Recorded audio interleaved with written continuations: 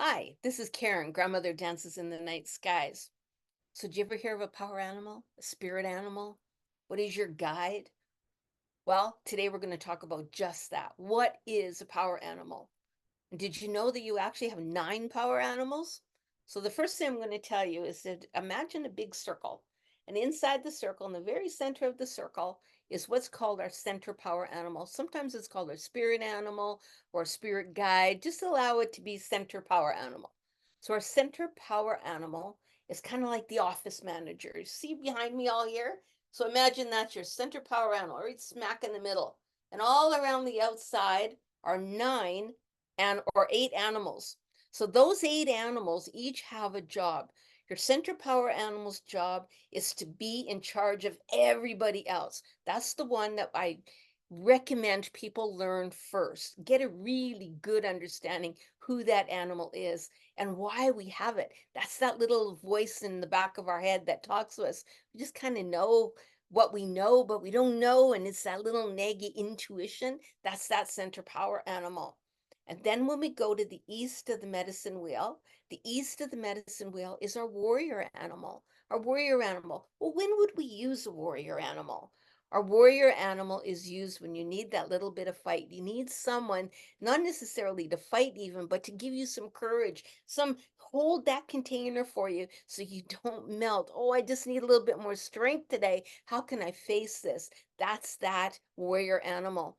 And you would think of a warrior animal as, I don't know, something big and tough. My husband's warrior animal is a war elephant. Like that's what I would think of. But did you know that you can also have a ladybug? You can have a little tiny hummingbird. You can have anything. So don't get locked in the fact that it's got a big warrior name that has to be a warrior animal. Mine is a Platia woodpecker. So you wouldn't think, why would a woodpecker be a warrior animal? But for me, he flies down, he sits on my shoulder, and he talks to me and he gives me that strength.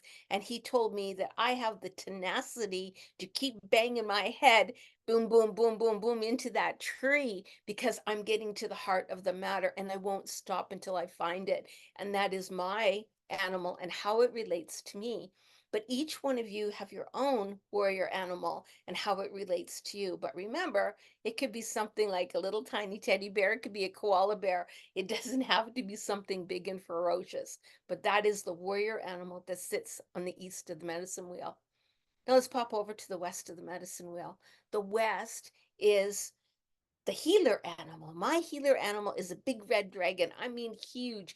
And he can make it, and he's big. And I ride his back all the time. I love riding my dragon, but that dragon will shoot fire. And interesting that it's fire because he's not a water dragon, he's not an earth dragon or an air dragon. He is a fire dragon. Fire and I have a very interesting relationship, but that's what I've got. And when I'm working with myself, or with others, this dragon shows up all the time. His name is Dragon. He doesn't want a regular name. His name is Dragon, and he shows up. But he's taught me the dragon breath. When I'm working on people, I can bring in and I imagine that great big claw coming in and pulling out what I need to pull out. That dragon's breath shoots everything and then breaks everything up so that I can move it. The dragon has so many different ways of communicating and helping me. It helps my body, but it also helps when I'm working with clients. It helps their body. And I will often bring in their healer animal to work with us together. It's pretty fun. So now let's pop down to the south of the medicine wheel. The south of the medicine wheel is based on the Sun Bear Zodiac. It is, and if take a look at Sun Bear Zodiac Astrology, it's in a really good book out there. For some reason, Google has way too many other people that have mixed it all up. So stay with the Sun Bear Zodiac Astrology book. It's perfect. Yes, so I'm a Libra. If there's any other Libras out there, then you also have the same animal that I have. I have a raven, but my raven and your raven are totally different. It's like I've got a Chihuahua dog and you've got a Chihuahua dog. Well, we both have a different dog, but they're the same breed. Well, it's the same thing. We both have a raven, but each of our ravens will speak to us in a unique way, which is why I always recommend to people get to know your animal and what your animal's medicine is for you and your medicine for it, and allow that communication, that bond that only you and that animal can have. Don't compare your journey with someone else's. This is an inside job, if you will. So compare all just what's going on inside you. So the birth animal is the animal that helps our emotions. That's our heart space. That is when we're feeling all these weird things that happen. I'm feeling really sad today, or I'm angry today, or I'm happy today. What I'm going through in the emotions of life, that is the waters of life that also sit down there. And it is our heart space, that beautiful heart space. So get to know what your birth animal is. And now when we pop up to the top of the medicine wheel, the top of the medicine wheel is our recapitulation animal. It's a big name, but you can also say it's the animal of the mind. So the animal of the mind, for me, mine is a llama. See why? And the first time I found out it was a llama, I thought, well, why a llama? It's a weird thing. But I found out that llamas are super, super protective of their flocks. Actually, people will get llamas to help protect their animals in the fields so that the coyotes and the other predators aren't coming in. The llama is super, super protective. So it was nice and suiting that I did get a llama as my recapitulation animal, just to keep us a little, keep me anyway, a little bit more on track, but it still gave me the fuzzy and the warm that I needed as well. So again, like any animal, it can be anything from a little tiny ladybug all the way up to a great big gorilla dragon. It doesn't matter. So just to know that that is the animal of the mind, protects our mind. And when you hear people say, I've had a soul retrieval, well, when your soul kind of takes off and runs away for a little bit, it's the animal of the mind that helps it. It says, you know what, I'm just going to tuck you in here for safekeeping, because right now that's too much for you to handle in all of the energetics. So I'm going to put this little piece aside. And when you've done your healing work, this little piece is going to come right back in, and it's going to sit beautifully within you and integrate back with you when you're ready. So that is that beautiful mind, the animal of the mind. That is the recapitulation animal. Now let's stop, goes all the way down to the southeast of the medicine wheel. The southeast of the medicine wheel is our shadow animal. It's often black or white. Actually, most times, not always, but most time, it's either black and white, black or white. There's usually a little bit of both on it. Mine happens to be an orca whale, so it's very much black and white, but it's usually black and white. I've had people with white hawks, and then underneath it is black, opposite. You never know what's going to show up. So allow that to happen. I had a lady come for healing work one day, and she wanted to meet her shadow animal, and she found out her shadow animal was a bug, and it was a black bug with white spots on it. So again, it can be anything. So the shadow animal's job is to help us. That's where our ego self sits. And it's to help us understand the dark and the light of us so that we can sit in balance, because we're not all light and we're not all dark. We're always that combination of both. It's when we find balance that we can move forward in our life without feeling so tippy and feeling that we are now in control of our own lives from the inside. So that is that shadow animal. Now we're going to go over to the southwest of the medicine wheel. The southwest of the medicine wheel is your dreamer animal. I tell you, I could do months and months and months of teaching of just dreamer animal. But for now, the dreamer animal is the animal of your early childhood. It is the innocence of youth. It is the spark of everything through the child's eyes. What brings you joy? What is your sacred dream of life? What is the reason that you came here that fills your heart? Mine happens to be a lion, and he's huge, and he doesn't have a name either. But if you've seen the Chronicles of Narnia, and there's the lion Aslan, so Aslan is just like my lion. He's huge, and he lays down on top of me, and he just curls up on top of me. He is the most comforting animal that I have. I usually dream with him every night. He's the animal that helps me through dream time. He helps me understand where I'm going. He gives me that security that I need.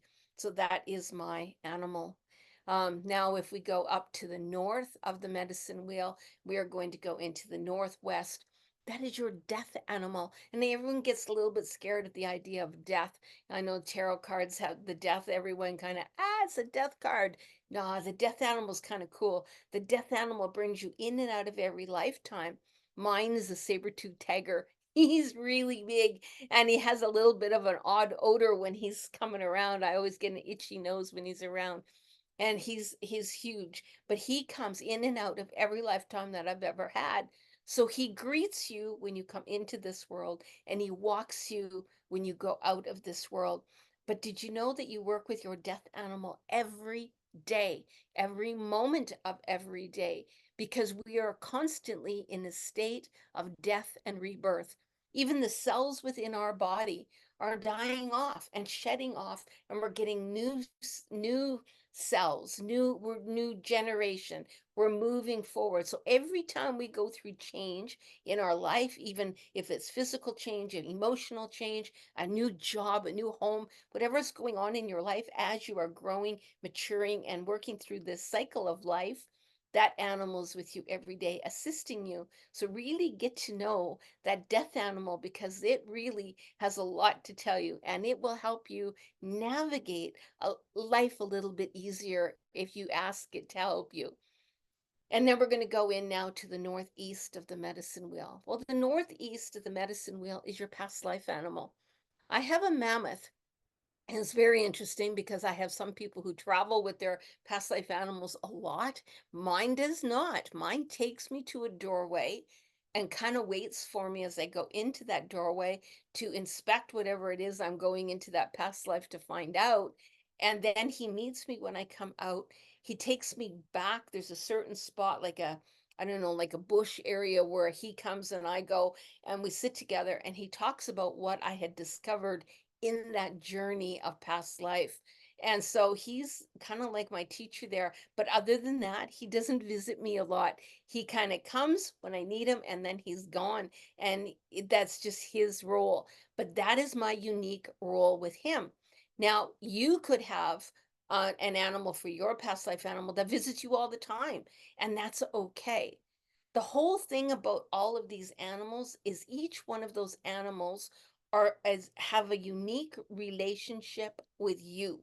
It's not someone else's relationship. So it's understanding how our body reacts when the animal is with us so that we then can be out doing something. So I could be out gardening, and let's say I start getting a twinge in my back, it's usually across my shoulders. When that happens, most of the time, my mountain gorilla, who's my center power animal, will come in. That is the animal that's most like our essence self. So mine is that big, beautiful mountain gorilla, 11 silver hairs on his left shoulder, which is quite unique. And it took me a long time to understand why the 11 and why the left-hand side. So the left-hand side of his shoulder is also the feminine side. The number 11 in Mayan is inspiration. So he is my inspiration. He's the one that helps give me all these new ideas. And that also, and in the earth count, number 11 is the stars that shine bright for us that let us know they're always there. They're guiding us, which is what he is. He's my guide into the lower world. So there was a reason behind all those things, but it took me years to figure that out. So allow that uniqueness to happen with you. Now, if you'll notice, there's going to be a link in here for Animal Journey. It's drum journey work, and you're most welcome to check in, and you can discover your animals that way. But find one animal and do at least 100 journeys with that animal before you worry about finding another one. Because the more you know that one animal and the more you journey with them, the stronger your journeys and your connection is going to be. Just being a human, sometimes the first thing we want to do is run out and get all our animals on the wheel. I got them all and I know what they all are, and that's great, I'm good. But it doesn't quite work that way. Our animals can play tricks on us. I can tell you for 2 years, I thought that my dreamer animal was an orca whale. 2 years. And I was shape-shifting one time into my dreamer animal, and I was assuming that I was going to shapeshift into this beautiful whale, and it turned out that I shifted into a lion. And I remember being absolutely shocked. Why a lion when I had been seeing my shadow animal, actually, but this orca constantly showing up? And the reason that my animals told me that I was seeing the wrong animal was because I hadn't opened myself up to the joy in my life yet, and that my dreamer animal wasn't ready to show me who he was, because my shadow animal was overriding all of that, which is also my ego self, which was overriding all of that and trying to make me have some sense of control. So their joke on me was, we'll give you the control, but we will show you what isn't true so that you can discover what is true and then sit in the beauty of what really is. So don't be in such a hurry to get all your spaces filled with all these animals. Just get one, get your center power animal. Go on 100 journeys with it. Write, get a journal, write down your journeys, understand that animal. How did my body feel? What colors do I see? How do I feel about it when I set the intention? What is it that you want to do with that animal? There's a reason for it. So, hey, today I want you to show me what I need to see today. Or maybe I'm working on a problem today and I need a little bit of advice. Can you show me another direction of what I could look at so that I can walk through this better? That's what that animal does. So 100 journeys with your center power animal would be the task. And when you're done all that, then go ahead and work your way around the medicine wheel.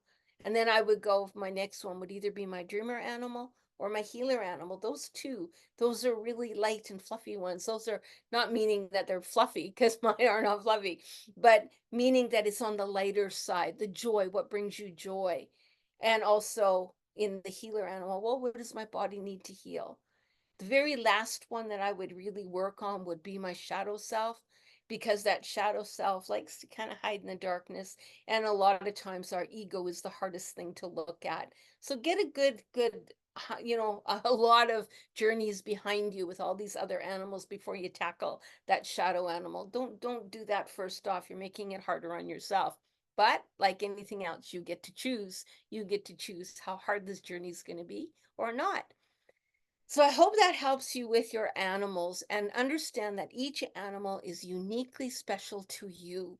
Ask your animal, why are you my whatever animal it happens to be? And don't be stuck on it. It might end up changing if you have not done the work. So if you're forcing the bubble, I really, really, really want to see something and I'm going to invent something, then it may not work properly for you. If you can just drop into the beat of the drum, allow the drum to take you where you need to go, and don't analyze it. Don't figure it out. Why did that happen? How come that's happening or not happening? Just sit in the magic of now, of the moment of now, and allow the drum to speak, and it will take you where you need to go. This is Karen, Grandmother Dances in the Night Sky. Aho.